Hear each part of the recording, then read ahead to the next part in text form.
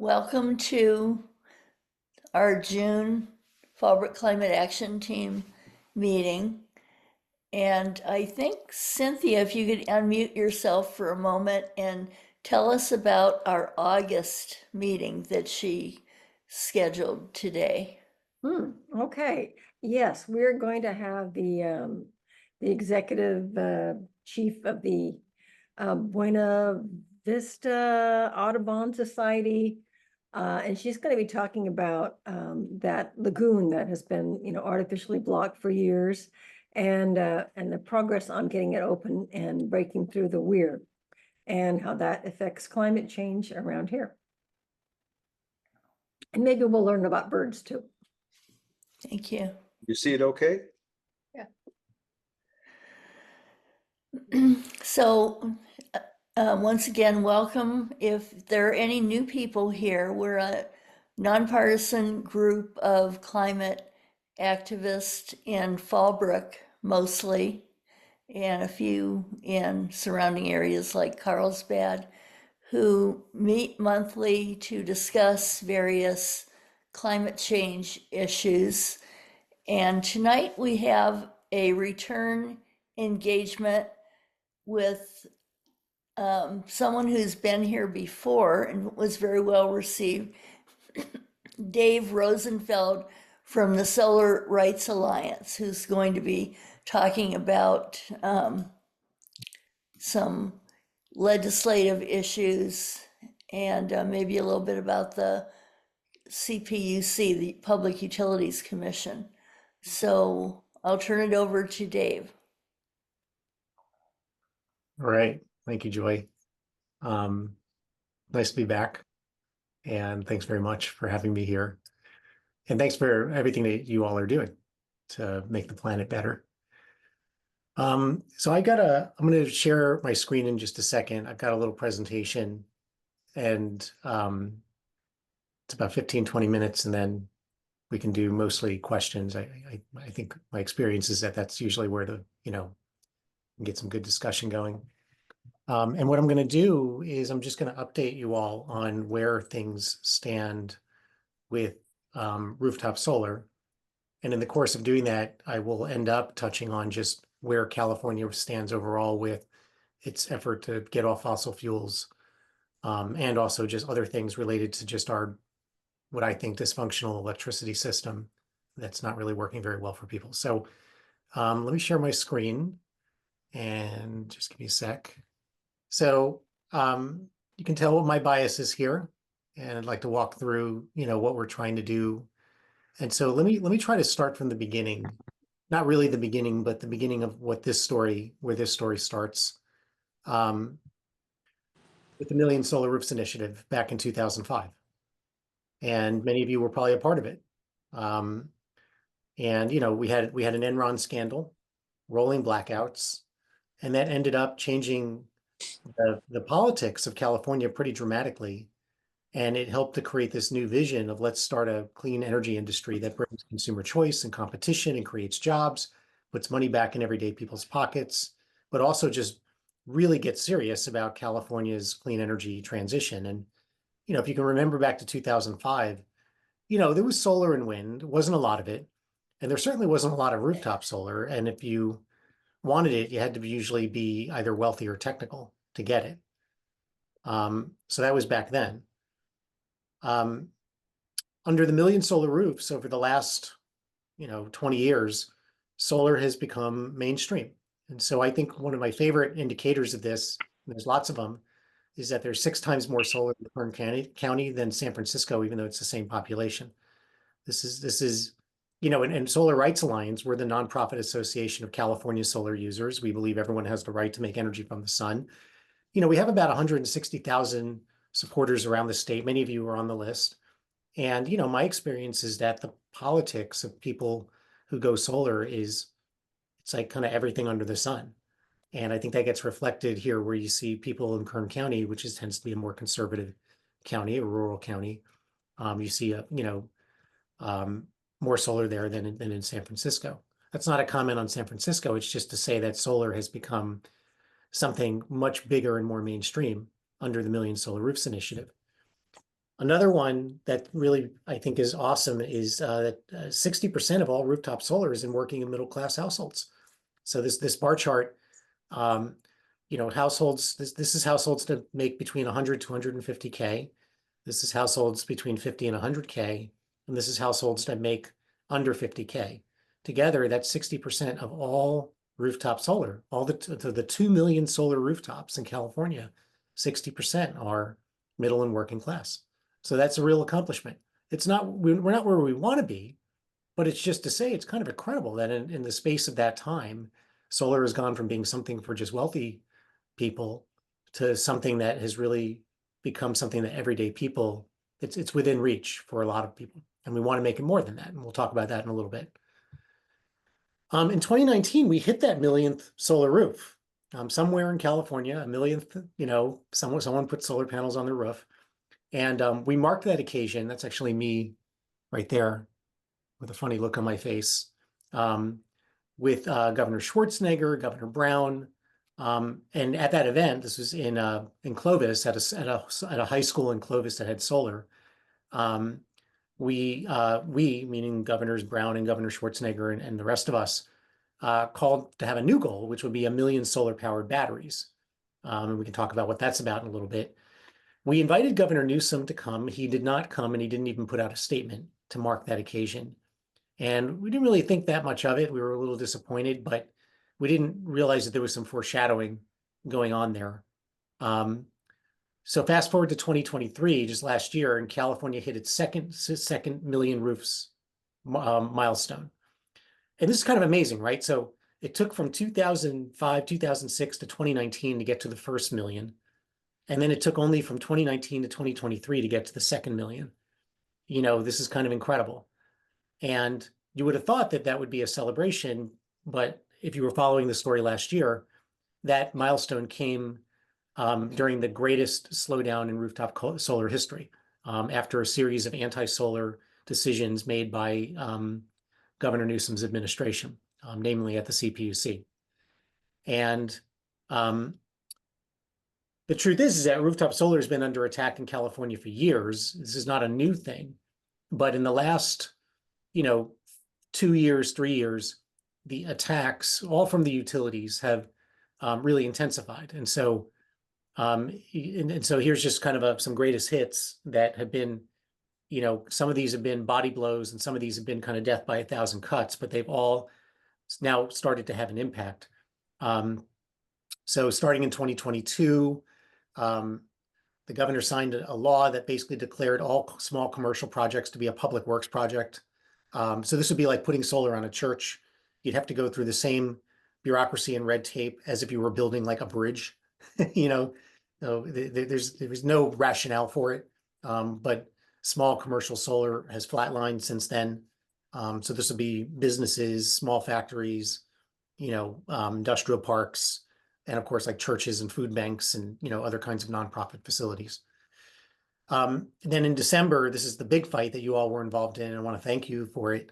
The California Public Utilities Commission basically slashed by 80% the credit that solar users get for sharing their extra energy to the grid.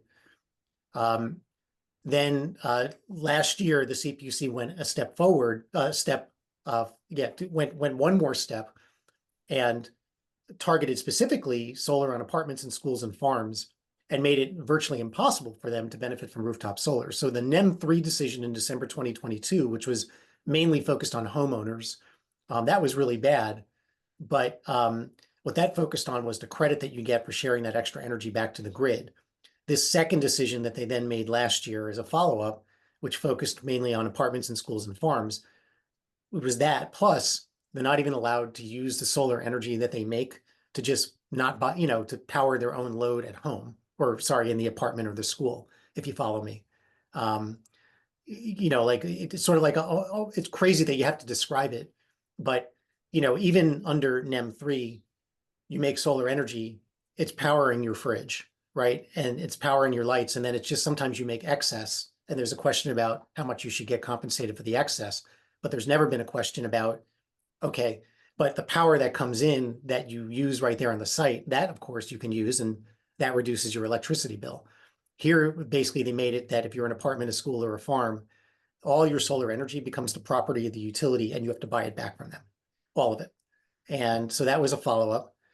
And that was, and they didn't stop there, because then in April of this year, again, PG&E and PG&E's union were really at the forefront of all of this.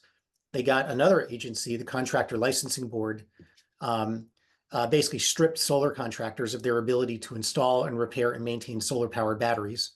And there was no cause for it. They provided no evidence that there was a problem to be solved. The members of the CSLB were all appointed by the governor, and PG&E and PG&E's union pushed really hard. This is going to jeopardize solar warranties, I will say, but it's also going to force more solar companies out of business, and we'll get to kind of what the damage has been. And then in May, just last month, the CPUC approved one of the highest utility taxes in the country at $24 a month. This is going to be on all ratepayers, but it is going to particularly harm those with rooftop solar. And by the way, $24 is just the beginning. The CPUC has made it very clear that they intend to increase it, and the utilities have said that they want it to be $70 a month or more. And so you have to pay this even if you have solar and a battery. And so this is going to claw back and undermine everyone's investment and discourage. And then the CPUC in the same month, last month, sided with utilities and voted to make community solar impossible, which would have been a great solution for people who live in apartments that don't control their roof or have too much shade or something like that. So that's the accumulation. That's just 2 years of stuff. And as a result, rooftop solar has gone off a cliff. So sales are down between around 80% from last year. Almost 20,000 solar workers lost their job last year. That's from the latest job census. And then battery sales are also down, total battery sales, which was the CPUC. That was like one of the reasons they said their decision was going to increase battery sales. We said it wouldn't. And of course, it's not. So it's a real problem. And this utility tax is, you can call it a utility fee or a fixed charge, if you've been reading about it, is going to make the problem worse, and not just on solar users. I already told you it's going to increase electricity bills on pretty much 4 million households that don't use much electricity. So that includes people who have solar, but it also includes just people who don't use a lot of electricity. That's people who live in apartments and condos and small homes, which tends to be renters and people who are lower income. And what's going to happen is actually people that use a lot of electricity, people who tend to live in very large homes who are wealthier, are going to benefit from this utility tax for reasons that we can get to in the Q&A. And so effectively, low energy users, renters, low income people, people who conserve energy, people who have rooftop solar, are going to essentially be bearing they're going to be paying more essentially to subsidize wealthy high energy users. I mean, it's just so cockamamie, it's even hard to describe how we got there. And it's uncapped, and the utilities have made it clear they want this to go up to $70 or more. So we're not even out of the woods in terms of how much worse this is going to get. And so then well, isn't somebody trying to stop this? And thus far, no. I mean, most of this has been instigated by Governor Newsom's administration. The fact is that the utilities have a lot of sway over Governor Newsom, both the utilities and then also the utilities labor union, IBEW. They have a contractual relationship with the utilities that literally states in the contract that they need to defend the utilities' business interests against competitive challenges. And we are one of those competitive challenges. There were some brave legislators. One of them was your Senator Brian Jones, who has introduced a slew of bills to either try to stop or contain the utility tax.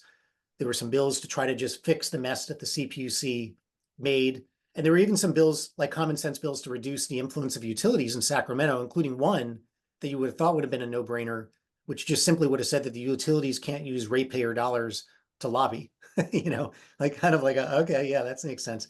All those bills died.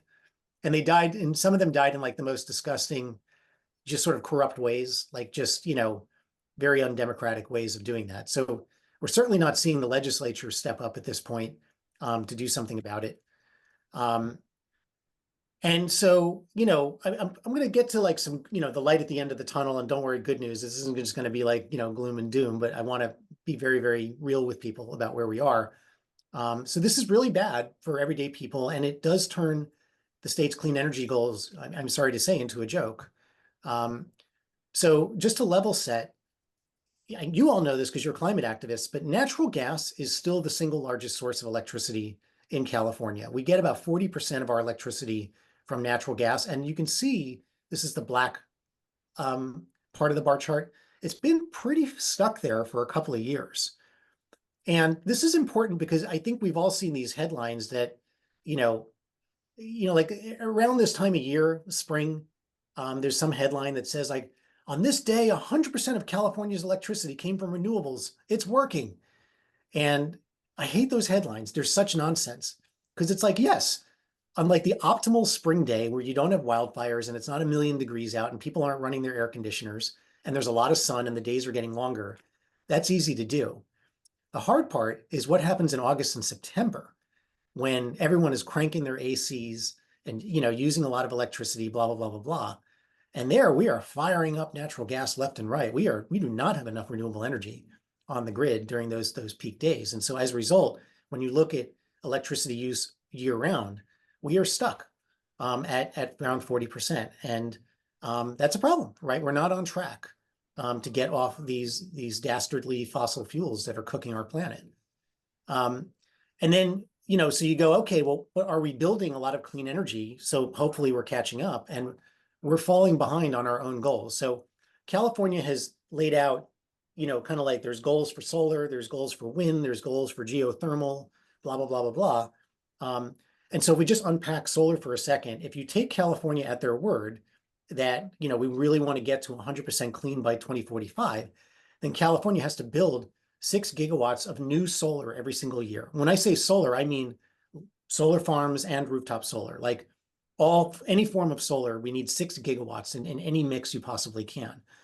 So let's take a look at the last few years here. And I just want to minimize so you can see. Orange is, yellow is rooftop solar, and black is like solar farms, all right? So this is the actual amount of solar that was built in 2020. And you can see more than half of it was rooftop solar, and a little less than half of that was utility scale. We get to 2021, and you can see, again, it's about half and half.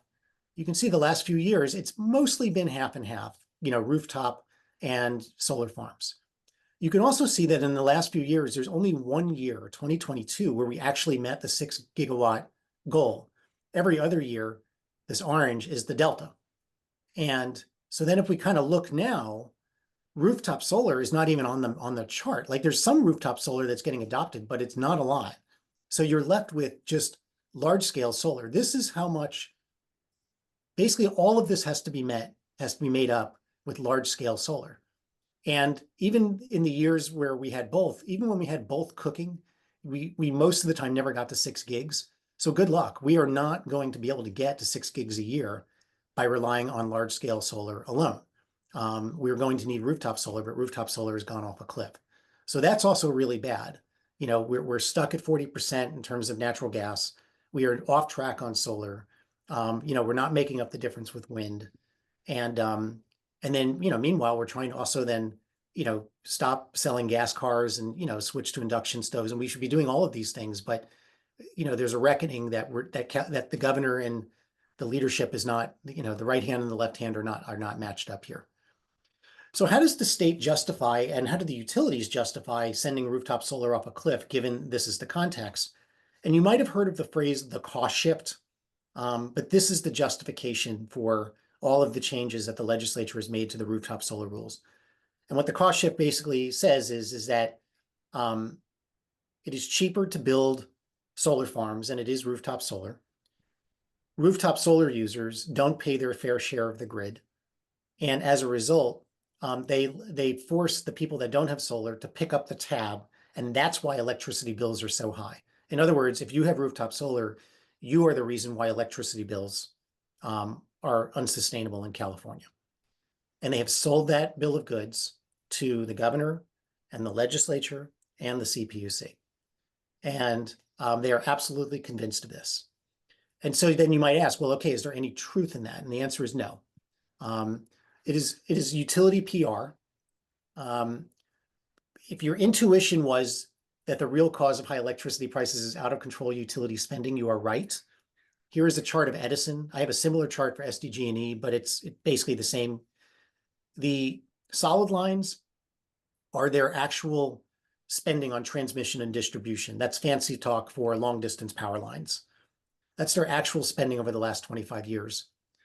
And then the dashed lines are what that spending would have been if that spending had been in line with the rate of inflation, basically the rate with which food and other kinds of household items go up. And you can see, especially on distribution, way past the rate of inflation.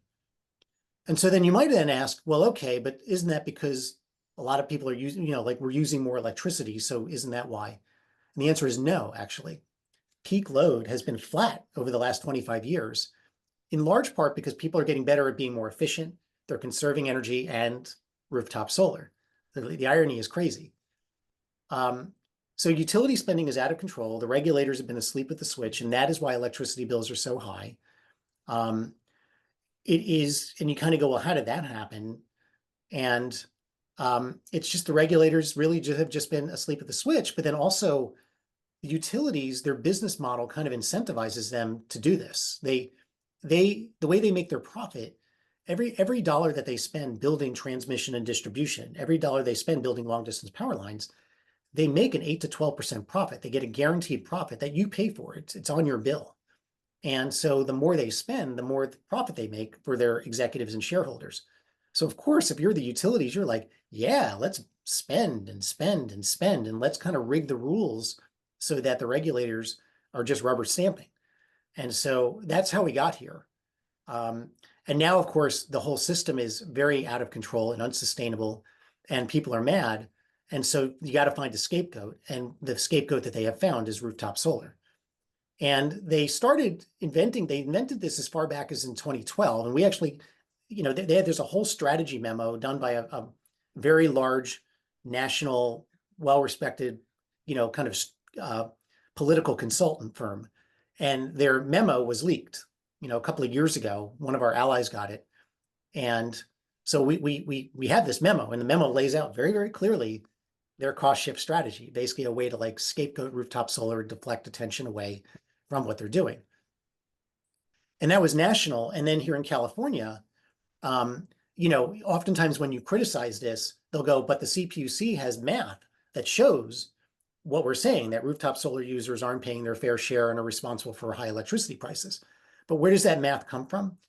The CPUC hired a consulting firm to do that math. That consulting firm is basically a utility consulting firm, which we know because all you have to do is look on their website at all of their clients. And their other clients are all of the North American private utilities, including the three big ones here. And when anyone in the government cites a statistic, if you hear a statistic about the cost shift, it comes from this work. Nobody else is doing any independent work on this. So all of the utility allies on this stuff simply repeat the work that this group, E3, has done. And so it is a complete cooked conflict of interest, foxes guarding the henhouse kind of job. And you can see how then, if you're a legislator, you can get away with, supporting all this stuff because you have this math from the CPUC to show that these rooftop solar people are responsible for the problem. And then you don't have to make the utilities mad. And that's good because then you can keep getting their campaign money. So the truth is rooftop solar saves all ratepayers money, whether or not you have solar.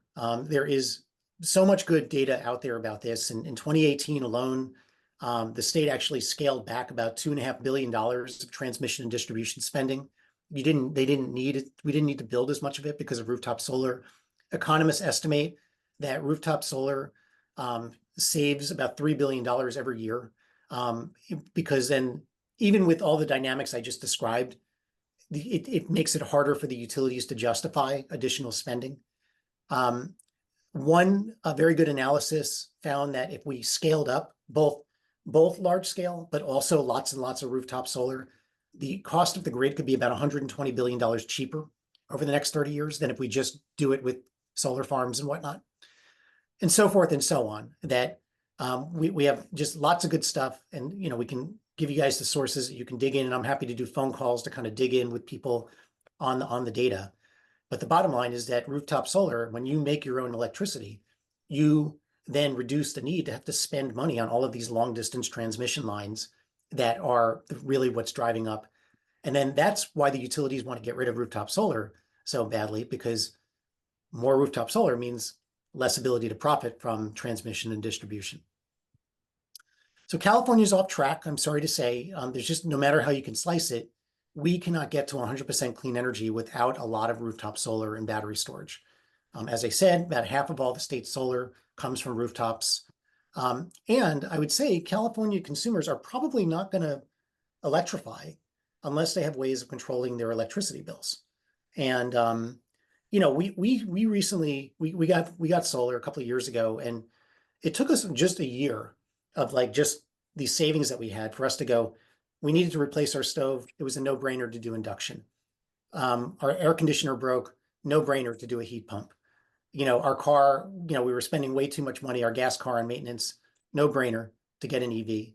You know, if we didn't have solar, it wouldn't have been a no-brainer for us. And so it's a kind of a gateway drug for electrification, which is critical. And obviously the only way to get rooftop solar storage to grow is you got to make it more affordable to middle and working class people.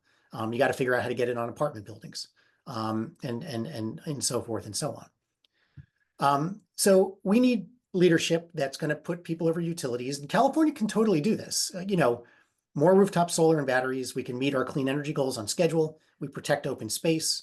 Our communities are better protected from blackouts, and the grid becomes cheaper, and that saves all ratepayers money. We can start to bend that curve. We don't see as many rate hikes over time. Finally, you know, the thing becomes more sustainable. And so, you know, it's kind of simple. What we really need is there's kind of three things that if our leaders had their heads screwed on straight, we could totally do this. One would just be to guarantee the right to make energy from the sun instead of buying it from the utility. That's kind of a no-brainer, but that alone is actually in jeopardy. To set a new big goal, 6 million solar rooftops and 1 million solar powered batteries as soon as possible, 5 years, 7 years. And then actually focus on out of control utility spending, like actually scrutinize those spending plans. And if the CPUC is not going to do it, then the legislature should get more involved, but the governor needs to appoint better people on the CPUC as well. In the short term, you know, I mentioned that all the bills are dead. There is one bill that's still alive. It's SB 1374, and what it would do is restore the right of renters and farmers in schools to make and consume their own solar energy. And so that would fix one of the messes. And that's coming up for a hearing in the Assembly Utilities and Energy Committee this Monday. Already the utilities are trying to kill it or basically gut it. But we're hopeful that we can, anyway, it's still alive, so we'll see what happens. So that would be a good one. It already passed the Senate. I don't remember how Senator Jones voted. He might have voted no. We can look. But hopefully, if this gets in front of Assemblymember Waldron, you know, you all can prevail upon her to do the right thing here. Okay, so then it's just, where do we go from here? There's lots of work that we have to do to turn this thing around. I do think that we can turn this around. It's going to take a lot of work. And so let's do questions. With two questions. Do you know who sponsored AB 1374? And the other question is, when you talk about the PG&E union that has prevailed upon the CPUC to fight us on every turn, would that be the IBEW by any chance? Yes, that's right. So let me answer both of your questions. Okay. So Senator Becker, he's a Northern California dude, is the sponsor of SB 1374, and he's fighting hard for his bill. We're really glad he's doing that. With respect to, so PG&E's union, it is the IBEW. It's IBEW 1245, so it's a very particular local. Mm-hmm. I am pasting in the chat their collective bargaining agreement with PG&E. And if you open it up and find the actual agreement and you do a Control F for competitive challenges, that's the clause that I was referring to. And Yeah, competitive challenges. And if I'm moving too fast or people have trouble with the chat, contact me via email, and I'm happy to kind of walk you through this stuff. And they take this has been in their contract for a long time. This is not some new thing. And the lobbyist for PG&E's union is a gentleman named Scott Wetch.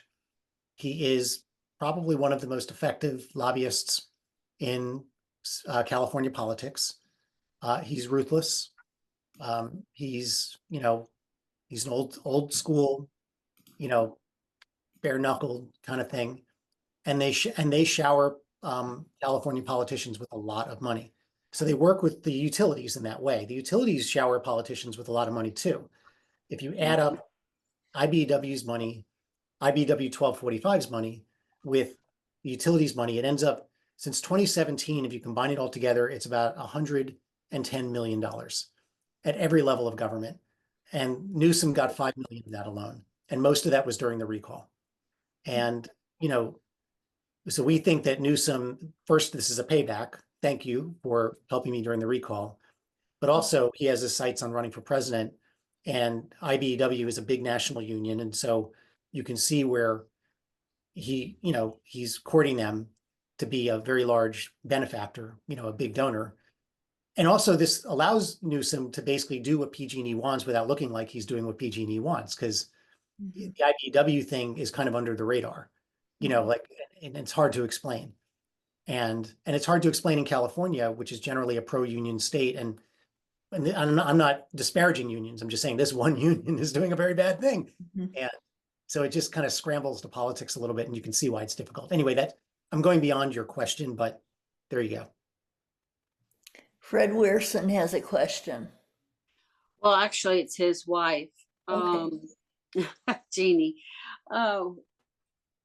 They are changing at True Up the pricing for us, and it's called the car pricing plan. It's a time of use plan. We have no choice. We have to go on it. It's costs more than the non-solar residents have to pay. And there's a couple other things that they're doing. But is there anything that we can do about that? Because it's totally unfair. I mean, to me, it's illegal, because they're punishing us for solar. One person can have is charged one rate, but another person is charged another rate. And that's the basis of the United States, that you cannot discriminate against us. Right. Let me ask you a question. Did you get your solar before April of last year or after? Oh, a long time, 20 years ago. Yeah. Okay. Our first installation. We installed another system which did not keep the clock, change the clock according to SDG&E. So yeah, so your grandfather didn't reset. So yeah, so your question is just as you can do about those time of use rates. First, let me just say I agree with you completely. Well, the unfair pricing. Yeah. The two ways that you can't get out of time of use, so I think this thing is a total racket, and it's really unfair. And it's just another example of, like, you want to get people to reduce their energy use. Like, solar users are like the best people ever to, who have already done that. So it's just crazy. One thing is that you can't get off time of use, but you can choose among time of use plans. And what I have heard is that whatever the default one is usually the one that's a little bit more favorable, but sometimes they automatically switch you to something that's other than the default one. So you might call SDG&E or look on their site and look at the different time of use plans and just do a little math to figure out which one is. I called already. I have called already, and they showed one plan that's available that we have to go on. Yeah, all right. Well, then that's that for that idea. And then the only other way to skate out of time of use is to get a battery. Because then you're not buying their electricity. Not cost effective yet, but isn't there somebody that can start maybe some kind of litigation on this? Where they cannot charge one person one thing and charge another person a different rate. We should be all charged equal rates. Yeah. Yeah. I would like to explore, I wanted to explore a lawsuit like that. Like that's been on my list. It's just for me, it's for us, it's a resource thing, like just not enough. It's not even like a time thing. It's really just enough money because lawyers are expensive and you gotta, you gotta find someone and kind of give them the scope and then they gotta go do it. And all of a sudden you're like tens of thousands, it's just, so if you find somebody who's like, got legal expertise in this kind of thing and might be willing to, do it for cheap. Class action. It needs to be a class action Or suit. Pacific Justice, one of the two. So I would love to explore something like that. Let's just say that, but it's not currently, I don't know of anything that's in motion and we don't, and it's all about resources. Oh, okay. But is this, I know you guys are recording, but my husband was wondering, Fred was wondering if we can get a recording of this, what you first started out saying. This will The be on program. YouTube. Okay. It will be? Yeah. Okay. Yes, we do record these and our Post on YouTube. Great. In about a week, it'll be on our website. yeah, our volunteer Bill Manning records it and edits it and puts it on the website. Puts it on YouTube, I should say. And we'll Okay. send an email out to everybody in the meeting when that's ready. Okay. Is there any way of getting the idea put out about a class action suit on your website?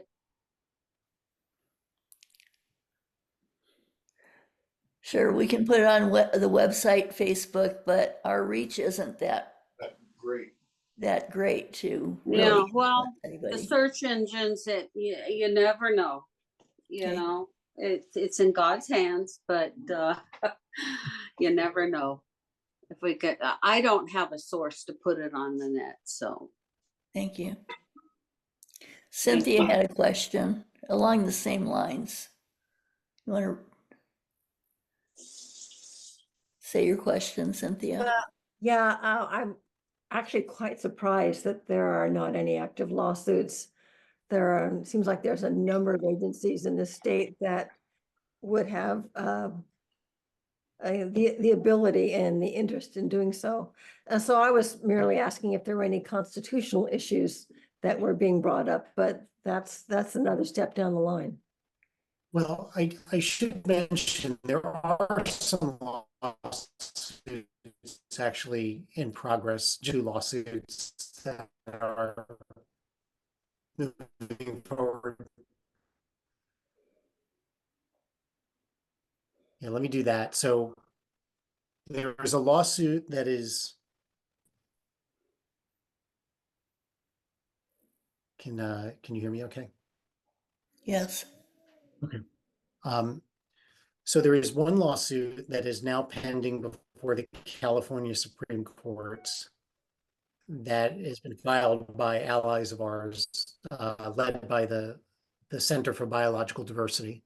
And that lawsuit is seeking to overturn the CPUC's NEM 3 decision. You'll recall this is really the big banana decision that slashed the credit that consumers get for sharing their extra energy back to the grid. That lawsuit is pending before a lower court judge rejected the lawsuit and then our side appealed and the Supreme Court took it. So that's a good sign that they took it, but who the heck knows, and even if they decide in our favor, there's still a long road ahead. We don't know when they're going to even hear the case, but probably sometime in the next 6 months is our guess about when we'll have some clarity about where that stands. That's one lawsuit. And then yesterday, we along with 2 other groups, co-filed a lawsuit actually in Superior Court to challenge the contractor licensing board decision that I was talking about earlier that will essentially strip solar installers of their ability to repair or maintain batteries. And the reason why we're part of that lawsuit, we're doing it with the solar industry and some consumer groups, but the reason why we're in that is because it could have the effect of nullifying consumer warranties as more and more people put in batteries. It could just really screw things up. And obviously we don't like that. And so those are the two lawsuits ahead. There is, I believe, a legal case that I'm trying to basically find a lawyer to basically go after. If we can't pass this bill 1374, I do think that there is a very blatant discrimination that we can argue for renters and farmers in schools. That doesn't help homeowners so much, but essentially homeowners are allowed to use the electricity that you produce to power your home in real time and thus not buy electricity from the utility, whereas multifamily homes and schools and farms are not. So I'm shopping for a lawyer that would be willing to do the case pro bono to challenge that. And I believe there's two things. One, there's discrimination, and two, I believe it's a property seizure, like an unconstitutional property seizure, because the electrons that your panels produce is your electrons, and the utility essentially is seizing them and saying that we're controlling them and you have to buy them back. And I think there's actually a property rights issue there. So that's a third lawsuit that isn't moving, but I'm trying to find someone to do that. And then there's a fourth lawsuit that we would do if they pushed a nuclear button, which is something that we've been able to stop thus far, which is a solar tax. Many of you were part of that fight. We've thus far lost on the utility tax because it applies to all ratepayers. So we can't, it's not discriminatory. It's just going to screw everybody. So it's more of a political thing. But at the same time, they have tried and they continue to try, literally as we speak, on top of that, to do a special fee just if you have solar. And we have thus far been able to kill it. But if for some reason we are unable to do that in the future, that absolutely will go to court. That's discrimination and blatant. And now as I've said, your thing is also on my list. And I just, again, you can tell our cup, is a little full. So that's my description of both current lawsuits we would like to file, and lawsuits we would be ready to file, should something really, really, the worst case scenario happen. Well, there is something called a delivery charge that they are charging to people who have opted in to the community choice energy programs. And to me, that's totally discriminatory, because if you continue to buy your electricity from the investor-owned utilities, you're not being charged that delivery charge. Right. And the charge that we've been charged is $97 a month, which is, if we have a negative energy usage for that month, we still have to pay the $97 a month on energy they're not even delivering to us. Yeah. They can say, well, we're delivering it to you at night. However, prior to these charges and prior to the community choice energy program, our bills were not $97 a month they weren't getting that money before. So I believe this is discriminatory. Yeah, we've been trying to prevail upon the community choice aggregators. You want to say something? Forces with us on some of these anti-competitive practices that the utilities are doing. Thus far, they just seem to want to kind of play in their own sandbox. My hope is we'll continue to reach out to them and just go like, look, we have similar interests here, and a common enemy that wants to squash competition. Let's work together. Because their playbook is very, very clear, and I think what you're describing is sort of like there's two layers to this like fixed charge strategy that they have. One is things that apply to all ratepayers, and essentially has the effect of discouraging or punishing people that don't use a lot of electricity. And then there's specific, discriminatory charges, like the one you described for CCA customers. There's the solar tax, which again, we have thus far been able to keep off the table, and we intend to continue that way. So yeah, I mean, it is, that cartoon I showed you, it's like we're in the ring and, it's Yeah, I don't see how you can smile. Go well, ahead, what else Fred. are you gonna ask do, your right? question. This is like this is my Jewish upbringing. Like, what the hell are you gonna do except laugh because it's so bad, Fred, you had another question? No, more of a statement. From what I see, SDG&E, they're guaranteed every dollar that they spend, whether it be on the poles or wires or whatever. They're guaranteed a profit. But the state has mandated that they fire harden the system. And I got no problem with that. But the transfer of money that you're talking about, that $97 or whatever for line transfer, that's because they own the poles, the rights to transmit. You can't get electricity anywhere without the transmission, without the distribution poles. So they're really raking it in on both ends. Not only are they making a profit, they're gaining on infrastructure. And it's just, it's crazy. Also, I done. found the US codes section that says that they have to be fair in pricing, the government, and which the San Diego, I forget the new thing they've got going, it's government run, would include them. And that's 31 US Code section 9701. And it clearly states, I mean, it's just finding somebody that will take a class action suit on this and run with it. I do want to describe a couple of initiatives that I am particularly excited about wanting to pursue. But so I just want to say that, let's leave just a little bit of time for me to describe a little bit our vision for how we're going to turn the ship around. But why don't we just continue to take questions, because that's always more fun anyway.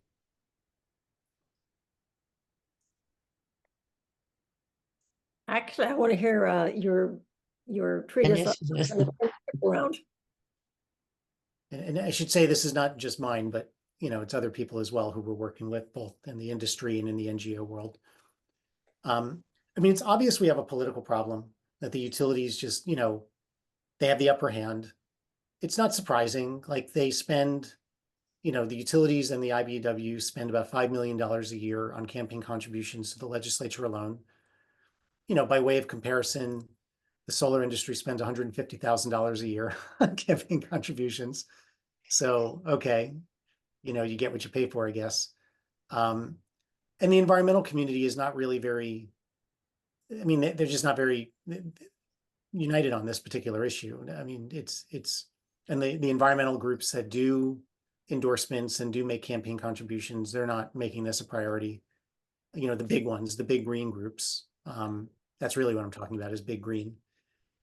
So I think what we're planning to do is kind of three things. One of them is easy to do, and we will do it.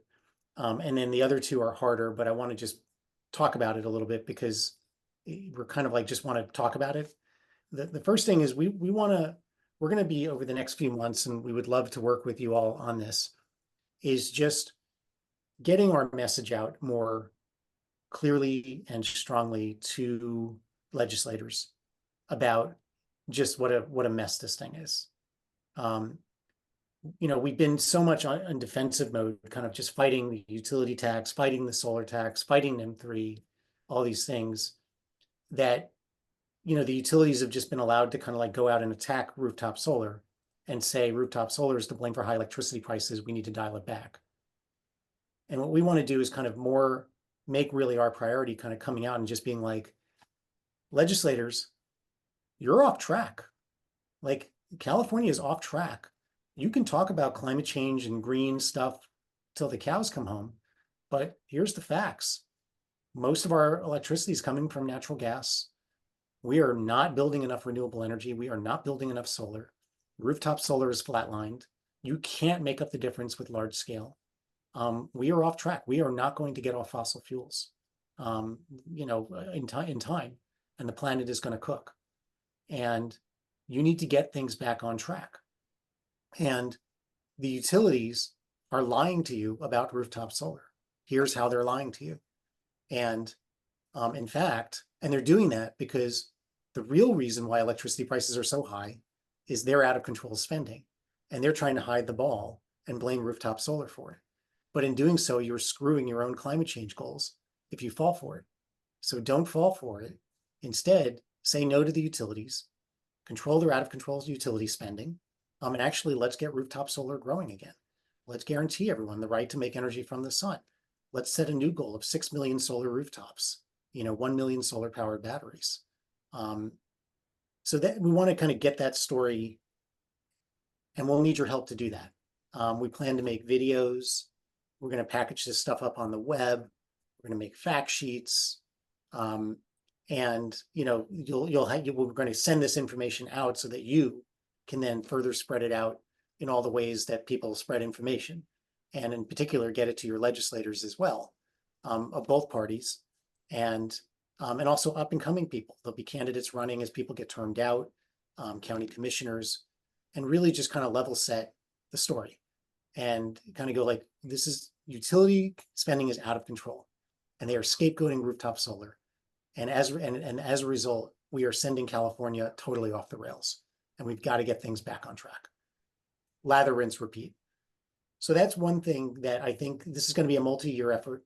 And what we want to do is like just get more proactive about telling the story, and not just we're going to have to still react to things, right? But not just react to things.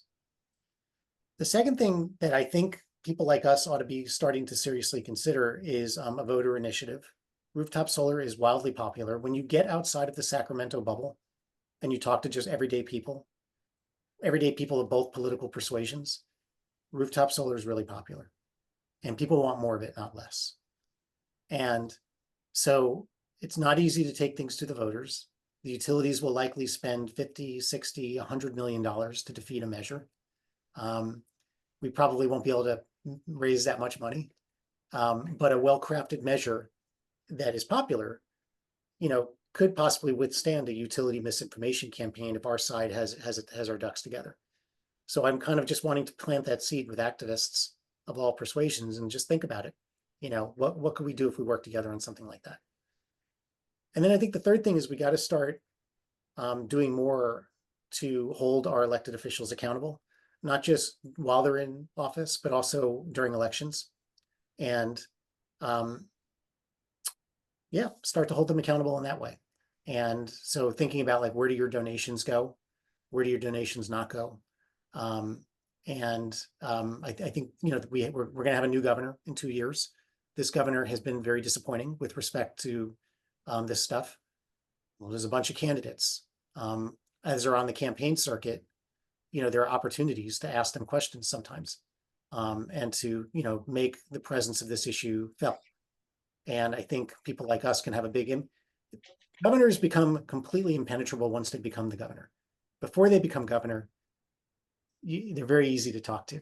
So here's an opportunity right there as well. So, none of these things give us a short-term fix, but I think those of us that really understand the role that rooftop solar plays, the critical role it plays in getting California off fossil fuels, understand that we have to win this fight, and we can't let the utilities win. And so this is the path ahead of us, is to reverse the damage and make sure there isn't any further damage. A legal question, probably. We have an energy plan for the state of California. And then we are also approving actions by the CPUC and by the legislature, which are the antithesis of what we are saying we want to do. And I realize that our climate action plan is not enforceable, but I wonder if there is, once again, a legal question that you may not knowingly and without good cause derail your your climate plan. Yeah, So I know it's but the good cause thing. Sometimes, well, we couldn't avoid it, but in this case, we can avoid it. yeah. It's very difficult. I mean, I'm not a lawyer, but I work, the Center for Biological Diversity is the one that's really leading the charge on the lawsuit to try to overturn NEM3. And in that case, they are basically saying, and we agree with them, that the NEM3 decision was an illegal decision by the CPUC, that they violated their own rules. And they spell out very clearly how they violate their own rules and how they also violate California statute. I'm going to ask them your question, but my suspicion is that the answer is what you just said, that the state is not bound to any of these goals. These goals are just that, they're goals. And most of the time, and even the governor's like executive order that, gas cars won't get sold here, in 10 years. Yeah. The Lord giveth and the Lord can taketh away. And that's kind of what happens all the time. So my feeling is this is only going to get solved by politics.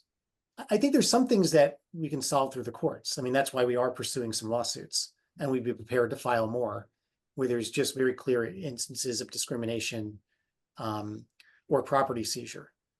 But in the case where the state itself just doesn't follow its own goals, I kind of feel like we have to hold them accountable in the political arena for that. And there's a lot of room to do that. I mean, for Pete's sake, if I can just complain a little bit, can I complain about Big Green a little bit? I mean, I hope people don't mind because I know we're members of a lot of these groups. I am too.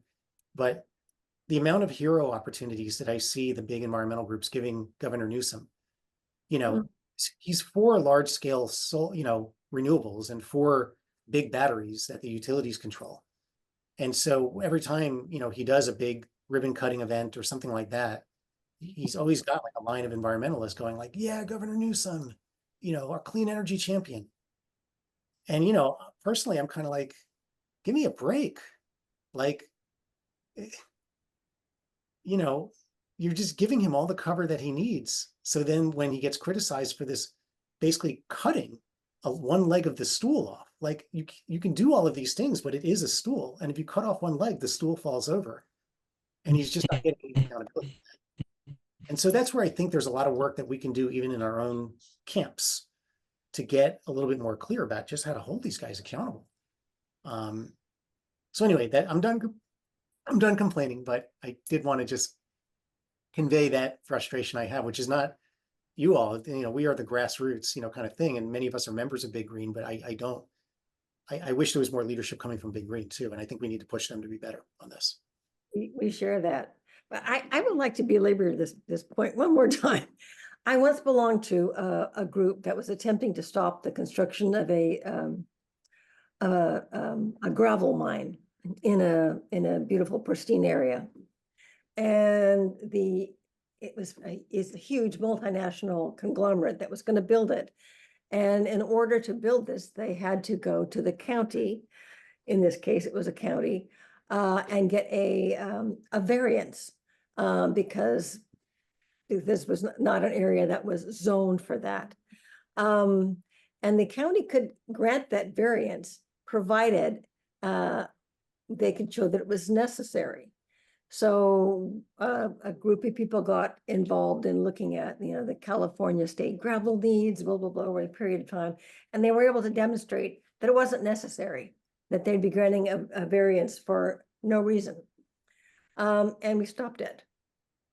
And that's what I'm thinking, this thing, you could have a variance. Yeah, we can have taxes on solar, just because we have to.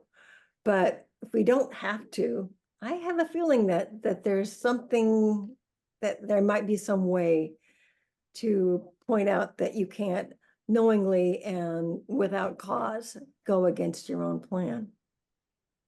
Pursue it. I mean, please, we're, if I try to communicate one thing, it's that we don't have all the answers. Yeah. We're pretty good. You guys are pretty good. I think just let's keep talking, right? Like there may be something to it. I'm just not smart enough about that kind of stuff. And I don't have a lawyer quite at my fingertips to be able to tell me, but You got to let's get your Fred had a question. I'm looking through the internet and I'm seeing there's a lot of other organizations just like yourself out there. Might consider teaming up forces so it's a bigger force for When you this. when you say It's- other organizations, did you mean the Solar Alliance or Fallbrook Climate Action Team? Well, let's see. We've got Save California Solar out there. There is the Environmental California Research and Policy Center. There's probably more out there. Need to combine the efforts and be a larger force. Well, I should actually, I'm realizing I'm a little remiss here. So one, yes, that's good to hear, and if there are examples of organizations that you think we're not working with that we should, send them my way. I will say Environment California has been a great ally in all of this stuff. Those guys have been awesome. So we definitely work with them. Save California Solar, actually, we started. So yes, we're working with them.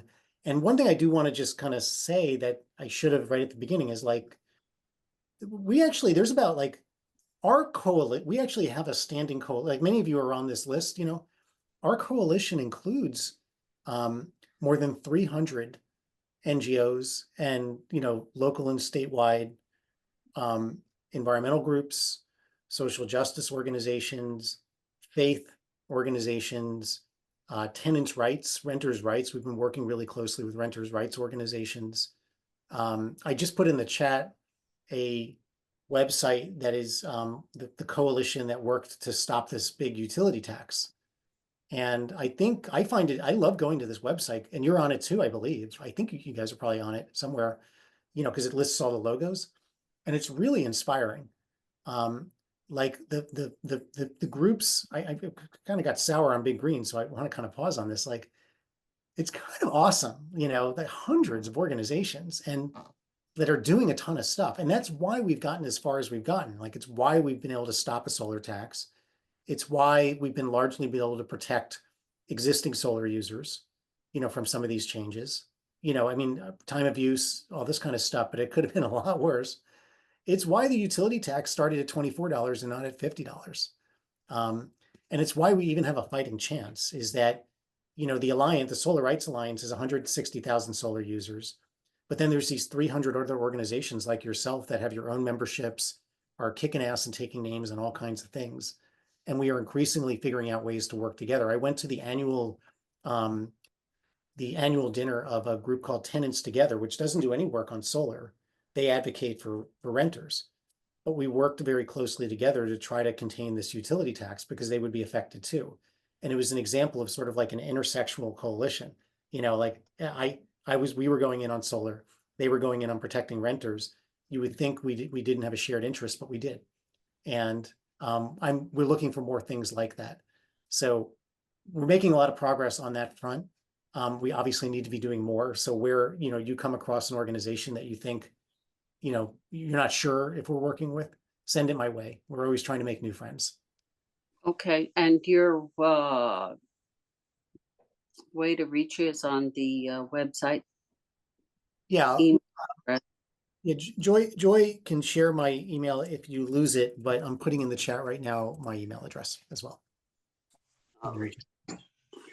Yeah, if you want to contact Tom or myself, or any of the FCAT people, all you have to do is reply to one of the emails that we sent, and we'll get that, and we can talk to you. Yeah, I found another one out there, another group, California Solar and Storage Association. Work with them as well. Yeah, they're great. And that's the industry. So that's the trade group that represents, like if we represent customers, people who have solar, they represent the companies that install and manufacture solar. And Which is probably a bigger asset to push things through. They have more money. they do, but not as much as you might think. Like most of the solar, you've got your Tesla and your Sunrun, and they're obviously big companies, but most of the solar industry is local small and medium-sized businesses. So it's a pretty diverse industry. And this analysis I shared with you, this slide deck, I mean, they have the same analysis. Like, you know, they're kind of like, gosh, given how popular rooftop solar is, and how amazing this, you know, the whole thing is, it's crazy how bad the politics are. And so they're just as frustrated as we are. And you know, which is why we want to work together with them as much as we can. All California's politics is bad. Not all of it, but So- Damn it. So I want to wrap this up, and I just want to wrap it up with a thought that I think about frequently. Back in 1980, there was a guy named Barry Commoner who wrote a book called The Politics of Power. And he was one of the first scientists that started advocating for widespread use of solar energy. And the theory they had is if it was just allowed to propagate and it was just allowed to flourish on the open market, then the free enterprise system would solve the problem. And everybody would just go on solar, and the investor-owned utilities would kind of dry up and fly away.